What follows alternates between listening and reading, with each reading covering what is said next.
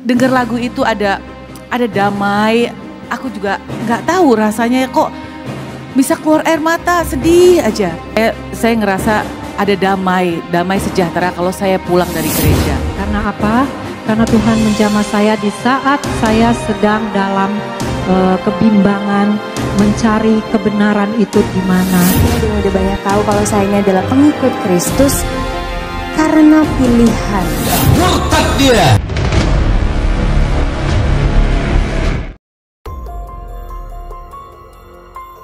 Maraknya fenomena artis pindah agama terus menjadi sorotan publik, dari Kiki Fatmala, Anna Tairas, hingga Asmirandah yang memilih murtad. Keputusan mereka memicu kontroversi, terutama di kalangan umat Islam. Bagaimana kita memandang fenomena ini dan apa tanggapan Ustadz Abdul Somad tentang mereka yang memilih menjadi murtad? Mari kita bahas secara mendalam. Tapi puji Tuhan, sampai detik ini saya tidak kecewa. Kenapa? Karena Tuhan Yesus sendiri yang kasih lihat ke saya siapa dia sebenarnya. Enak saja orang sekarang mengatakan, lagi acara apa? Pindah agama. Kiki Fatmala, artis senior yang dulu dikenal sebagai bintang komedi, mengaku pindah keyakinan setelah merasa tersentuh oleh lagu-lagu rohani. Dalam salah satu wawancaranya, ia menyatakan bahwa lagu tersebut membawa kedamaian di hatinya dan membuatnya yakin untuk meninggalkan Islam. Keputusannya ini menuai beragam reaksi, terutama dari penggemar yang merasa kecewa. Waktu itu saya nggak ngerti lagu rohani, saya nggak ngerti. Tapi saya dengerin lagu di rumah dia itu yang bikin saya kok bisa nangis. Gak tau, air mata saya keluar terus sampai gak bisa stop. Terus saya bilang sama teman saya gini, ini lagu apa ya? Terus teman saya bilang, ini lagu rohani. Aku tuh ngerasa kayak denger lagu itu ada damai. Aku juga gak tahu rasanya kok bisa keluar air mata, sedih aja. Terus aku bilang, boleh nggak aku ikut ke gereja? Terus pertama kali saya ke gereja sama teman saya diajak duduk paling depan seperti ini di depan. Waktu saya lihat kamera langsung saya gini, aduh mati deh, aduh saya ketakutan kalau saya orang tahu saya di agama yang lain. Anna Tairas, artis lain yang juga menjadi sorotan, memutuskan untuk memeluk agama Kristen. Ia mengungkapkan bahwa keputusannya dilatar belakangi oleh kebingungannya terhadap kebenaran. Dalam sebuah acara, ia menyebutkan bahwa selama bertahun-tahun ia mencari kedamaian dan merasa menemukannya setelah meninggalkan Islam. Haleluya, karena Tuhan menjamah saya di saat saya sedang dalam kebimbangan mencari kebenaran itu di mana. Saya selalu berdoa, dulu saya sholat 5 waktu, saya selalu berdoa, Tuhan tunjukkan saya jalan kebenaran itu. Selalu saya berdoa seperti itu. Dan puji Tuhan, saya pada waktu itu ikut KKR tahun 89, saya mengikuti KKR di Istora. Di situ dikatakan bahwa ada kesembuhan ilahi. Dan saya membawa papa saya yang sedang sakit keras, sakit kanker stadium 4. Saya bawa ke KKR itu padahal saya belum percaya sama Tuhan Yesus. Dan hari pertama saya tidak mendapatkan apa-apa. Dan ayah saya ditumpang tangan juga belum disembuhkan Tuhan. Hari kedua saya datang lagi, nah di situ saya dijamah Tuhan. Begitu saya menaikkan satu pujian, saya diurapi oleh Roh Kudus. Dan saya nangis terus sepanjang kebaktian itu. Dan ayah saya didoakan lagi juga tidak terjadi sesuatu apapun. Dan tidak sembuh, belum sembuh.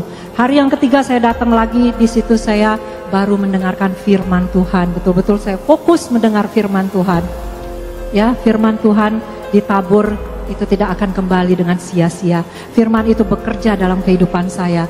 Dan sampai saat ini. Asmirandah, artis muda yang juga mengalami perjalanan serupa, menjadi salah satu kasus yang paling disorot. Keputusannya berpindah agama setelah menikah dengan Jonas Rifano memicu kontroversi besar. Banyak pihak menilai bahwa langkah ini bukan hanya soal keyakinan, tetapi juga melibatkan tekanan dari luar. Masih ada sukacita? Sama-sama bilang sama saya, Yesus dahsyat. Sama-sama bilang sama saya, Yesus luar biasa. Bilang sama sebelah saudara, nggak ada yang seperti Yesus. Kasih tepuk tangan dulu yang meriah buat Tuhan. Haleluya. Puji Tuhan banget pagi hari ini saya dan istri saya berdua boleh ada di tengah-tengah saudara. Seperti yang tadi istri saya bilang, kami yakin banget ini bukan kebetulan, tapi pasti ini maunya Tuhan. Amin. Dan mungkin kami juga nggak perlu kesaksian panjang-panjang, kami nggak perlu kesaksian banyak-banyak. Kenapa? Karena kami yakin banget lah, saudara-saudara udah jauh lebih ngerti lah tentang cerita kami berdua. Bener nggak saudara? Apalagi yang ibu-ibu nih. Ibu-ibu kelihatan dari sini mukanya muka-muka infotainment semuanya. Ya sedikit banyak tahu lah tentang cerita kami berdua. Dan simpelnya gini, ketika kami berdua dipersatukan dalam satu pernikahan yang kudus, kami dihadapi masalah di depan, di mana istri saya sendiri ketika dia memutuskan untuk mengikuti Yesus Kristus, ya, banyak yang bilang kalau hidupnya bakal susah. Dan memang gak sedikit juga istri saya harus kehilangan beberapa pekerjaannya. Dan saya sendiri ketika kami berdua menikah, saya ada dalam satu kasus di mana saya dijadikan tersangka dan mau dipenjarakan. Tapi bukan itu yang mau kami ceritakan pada pagi hari ini. Apa yang kami mau bilang, kami cuma mau bilang, puji Tuhan untuk setiap masalah yang Tuhan izinkan terjadi dalam kehidupan kami. Kenapa puji Tuhan? Karena akhirnya melalui masalah-masalah itu, kami jadi mengerti betul. Kami jadi tahu apa? Kami jadi tahu kalau kami ini ternyata berbeda dengan orang-orang duniawi. Kami berbeda dengan orang-orang yang mungkin ada di luar sana. Apa yang membedakan kami? Kami yakin betul, kami punya roh Allah dalam kehidupan kami. Kami punya Roh Kudus dalam kehidupan kami. Fenomena ini memicu berbagai respon dari masyarakat. Sebagian mempertanyakan bagaimana seseorang yang telah mengenal Islam bisa meninggalkannya, sementara yang lain menilai keputusan ini sebagai hak pribadi. Namun, di balik itu semua, umat Islam diajak untuk merenungkan apa yang menyebabkan fenomena ini terus terjadi. Ustadz Abdus Somad dalam banyak ceramahnya telah membahas fenomena murtad dan konsekuensinya. Beliau pernah berkata, murtad adalah tindakan yang sangat berat di mata Allah Subhanahu wa taala. Rasulullah Shallallahu alaihi wasallam bersabda, barang siapa yang mengganti agamanya, maka ia telah memilih jalan kebinasaan. Beliau juga menegaskan, keputusan untuk meninggalkan Islam bukanlah hal yang ringan. Allah Subhanahu wa taala telah memberikan hidayah melalui Islam. Namun ketika seseorang memilih untuk meninggalkannya, itu berarti ia berpaling dari rahmat Allah. Tidak ada pindah agama. Jelas dalam Islam apa namanya? Murtad. Wa may yartadda minkum an dinihi. Siapa yang meninggalkan agama ini, apakah Allah rugi? Nih umat Nabi Muhammad sallallahu alaihi wasallam. Ustadz kok enggak nyebut-nyebut Pak Jarwo Kuat? Beliau orang sekampung dengan saya. Sama-sama dari Riau. Sekampung di dunia, bersahabat di dunia. Insya Allah kita akan bersama di surga Jannatul Firdaus. Nikmat terbesar kita dalam hidup adalah asyhadu an la ilaha illallah wa asyhadu anna Muhammadan.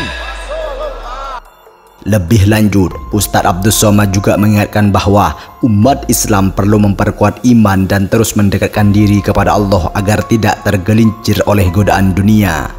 Fenomena ini menjadi pengingat bagi kita semua bahwa iman adalah hal yang harus dijaga dengan sungguh-sungguh. Sebagai umat Islam, kita harus terus belajar dan mendekatkan diri kepada Allah agar tidak mudah terpengaruh oleh hal-hal yang menjauhkan kita darinya. Sebagaimana Allah Subhanahu wa taala berfirman dalam surat Al-Baqarah ayat 256, tidak ada paksaan untuk memasuki agama Islam. Sesungguhnya telah jelas jalan yang benar daripada jalan yang sesat.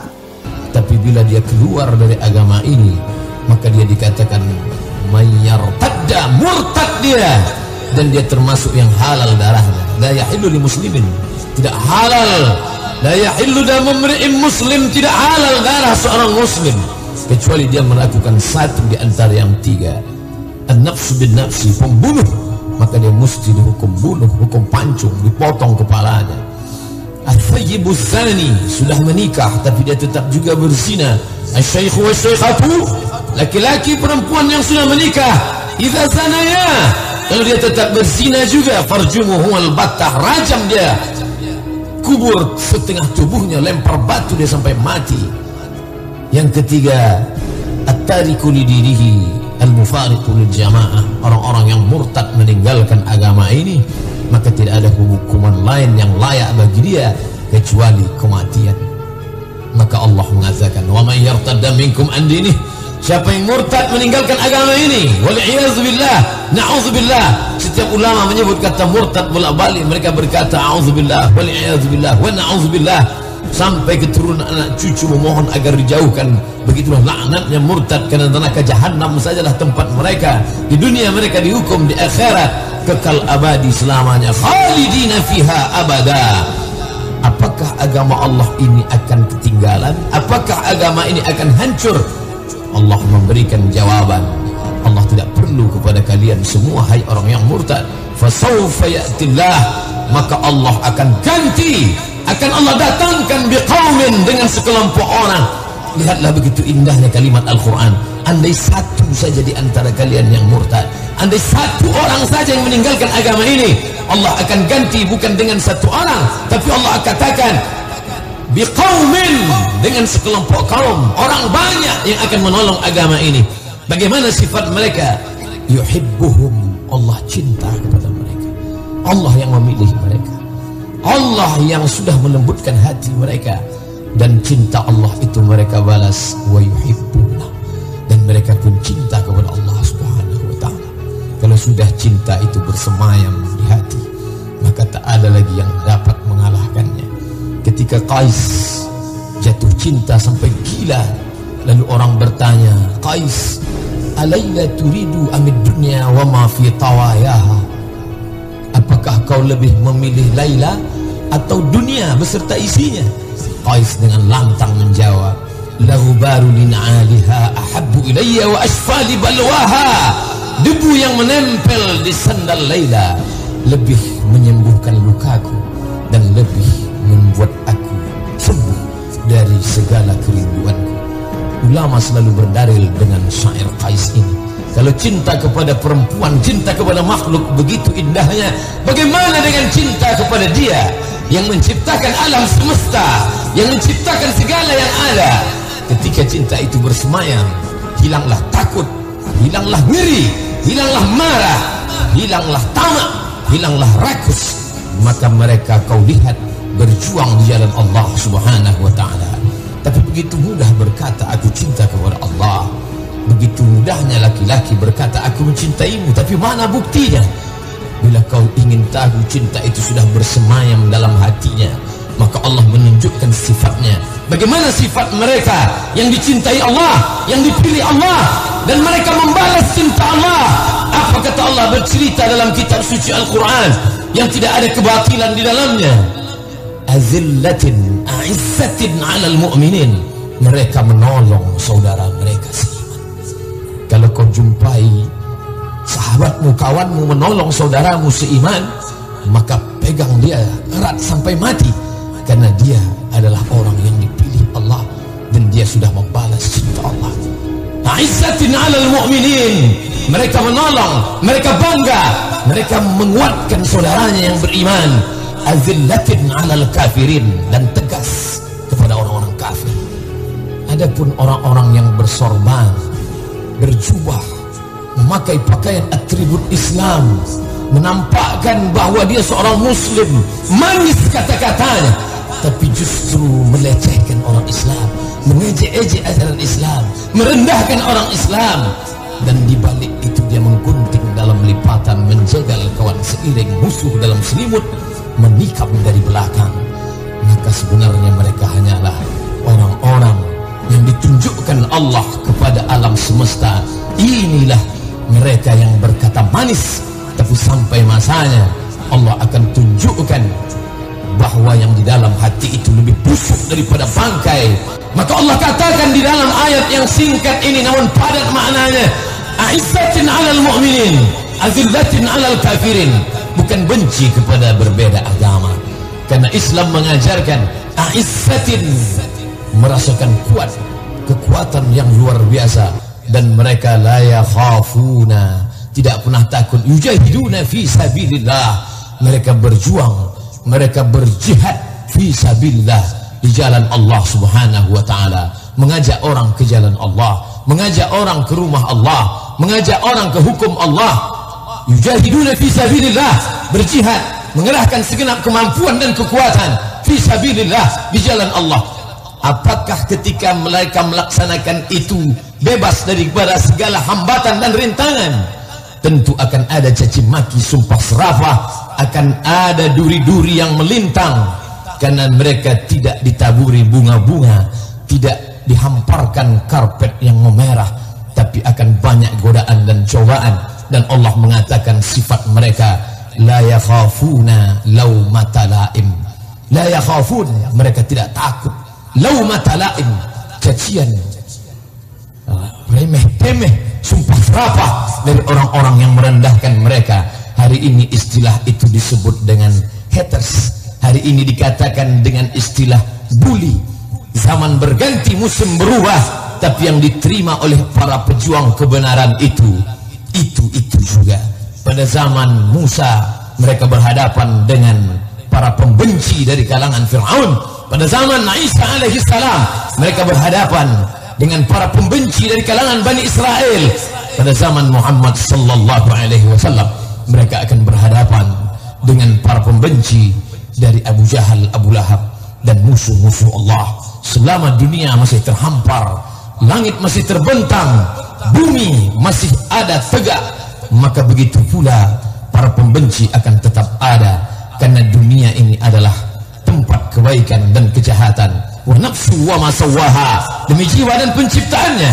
Fa alhamaha fujuraha wa taqwaha, Allah berikan dua jalan, fujur, jalan kejahatan, wa taqwaha, jalan kebaikan. Tapi setiap jalan, setiap pilihan ada resiko. Life is take risk. Hidup adalah berani memilih resiko. Ketika mereka memilih kebenaran, maka akan ada caci maki, sumpah serapah, tapi mereka dikatakan Allah la yakhafun, mereka tidak takut laumata laim, caci maki, sumpah serapah, ancaman, dan bahkan kriminalisasi sekalipun.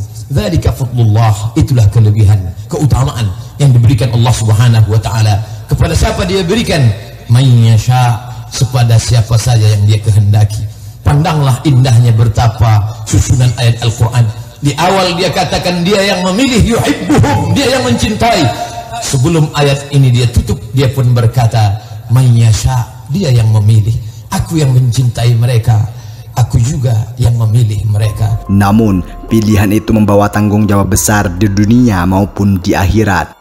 Semoga Allah Subhanahu wa ta'ala menjaga kita semua dari fitnah akhir zaman dan memberikan kekuatan untuk istiqomah di jalannya. Bagaimana pendapat Anda tentang fenomena ini?